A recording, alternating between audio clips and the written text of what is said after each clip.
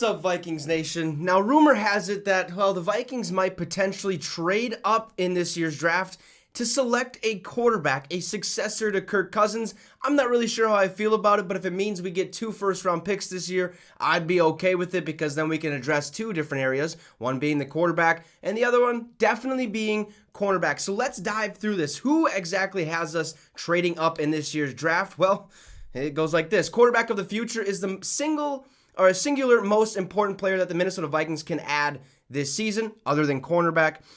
Kirk Cousins is playing on the final year of his contract. An extension doesn't feel like it's coming anytime soon. NFL.com's Chad Reuter said the Vikings their quarterback of the future by having them trade up to the 10th overall pick for Kentucky quarterback Will Levis. He says, Minnesota takes a big swing by moving up for Levis, the strong-arm passer who needs more consistency in his game from the pocket. The Vikings hope that Levis learns enough from Kirk Cousins, who's entering a contract year, to eventually take the reins from the veteran in 2024. To move down 13 spots, Philly receives a 2023 day 2 pick, number 87 overall, and a first-rounder next season. A third-round pick this year and next year's first-round picks feels like a fair trade to get the guy to lead their franchise for the next decade. Now, of course, that would leave the Vikings without a day 2 pick this year, but you can live with that, especially if you have your 23rd overall pick still, and then you trade up, you have the number 10 overall pick and the 23rd overall pick. That'd be fantastic. 2 round 1 picks. They both will probably end up starting, right? So